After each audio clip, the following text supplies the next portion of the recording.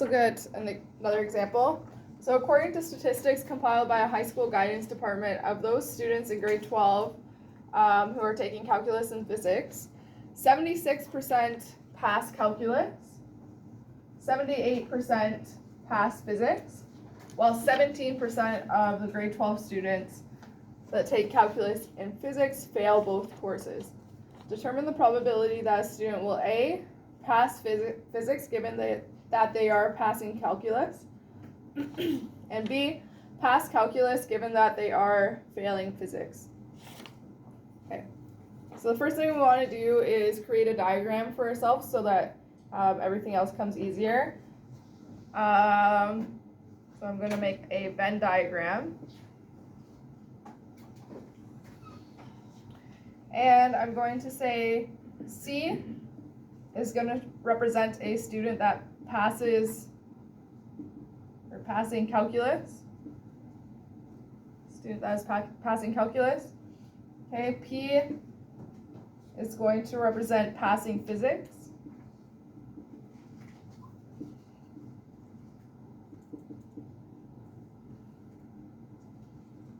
Okay. And we know some could pass both, right? So there's going to be an intersection. In other words, are they mutually exclusive events or no? No, right? They're not mutually exclusive events because they could happen at the same time. So we do have an intersection. This will be C, passing calculus. This will be P, passing physics. We already know right off the bat 17% don't pass either. So this area out here is going to be 0.17.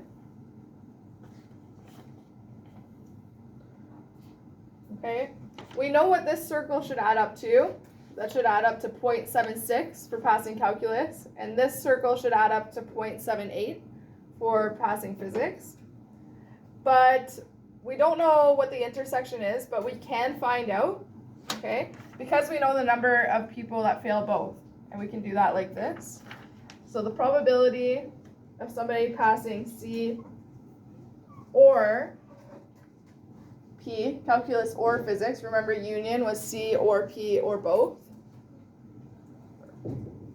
okay, equals the probability of passing calculus by itself plus the probability of passing physics by itself minus the probability of their intersection so that we don't count that twice.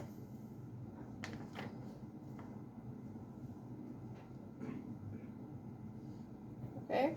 We know the area in these circles should add up to 1 minus 0.17, right? Because everything, all outcomes have to add up to 100%. So 1 minus that 0.17 is 0.83. Equals, we know the probability of passing calculus by itself is 0.76 plus 0.78 for physics, minus the probability of their intersection. Now we have one equation, one unknown. We can solve for that term. Okay, if you solve that equation, right, you just do 0.83 minus 0.76 minus 0.78 divided by -1. And you should get probability of their intersection equaling 0.71. Okay, so there's a 71% chance any given grade 12 student passes both courses. Any questions there? Did I lose anyone here? Seems okay. Okay, so the intersection is 0.71. And now we just do what we were doing in unit 2, right? And fill out the rest of these diagrams. So we know this total C has to add to 0.76. Here we already have 0.71. So this little section would be 0.05 for that whole thing to add to 0.76. And then similarly with the passing physics side, that has to add up to 0.78, but here we already have a 0.71, so this section would be 0.07.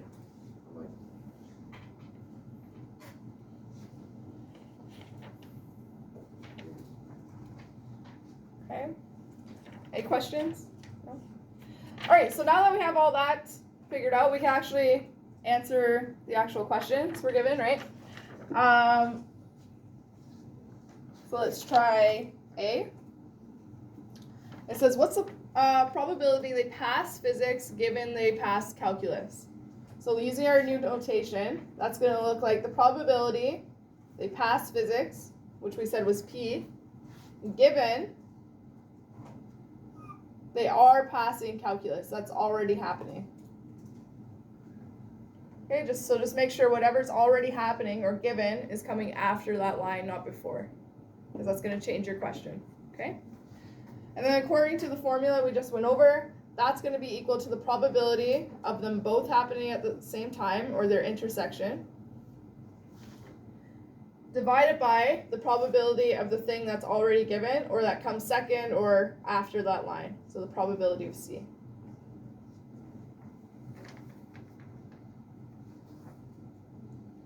Okay, and now since we've created this nice diagram for ourselves, it's just easy to sub in numbers. Okay, so this will be equal to,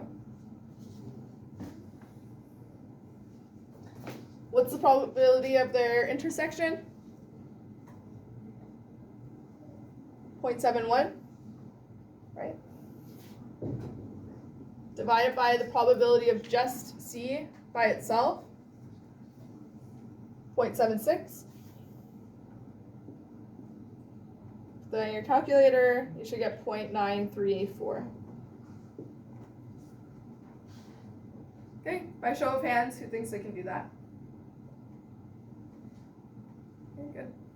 If you have questions, just let me know later. I know it's brand new and it's a little bit confusing when you first learn it for some people, so there's no shame in asking some questions later, okay? But that being said, let's try question B. What's the probability they pass calculus given that they fail physics? If they fail physics, remember we can use our notation complement. So the complement of passing physics would be fail physics, right? So we can definitely use that notation. Right, complement is everything. So if we have the complement of event A, that would mean everything that's not in A. Okay? So that would equal the probability of passing calculus intersection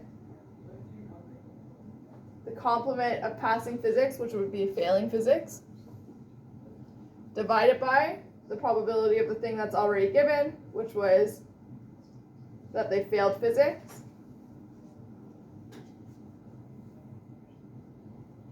All right, and let's see if we can sub in here. That would equal, okay, they pass calculus but fail physics, the intersection. So passing calculus but failing physics will just be this 0.05 here, because everything in this circle is passing physics, okay? So 0.05 is the intersection between passing calculus and failing physics. 0.05 divided by the probability of just failing physics. According to our diagram, right, we have that 0.05 plus the people that failed both, right? And because we created this diagram, we're not counting anything twice.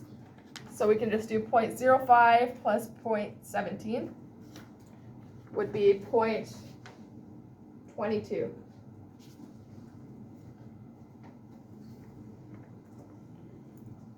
Do that calculation, and your final answer should be 0.227. Or there's a 22.7% chance that a grade 12 student passes calculus if it's known that they're failing physics. Okay? So with conditional probability, guys, we're dealing with dependent events, because the fact that something has happened is actually changing the probability of some other thing happening, right? In this case, because we knew that they were failing physics, the probability that they passed calculus was only 22.7% rather than 76% probability of passing calculus given no other information. Does that make sense? Give me a thumbs up if that's okay. All right. Was there any questions there? Did you guys have a question? Do you think there's a mistake or no? Okay. Awesome. All right.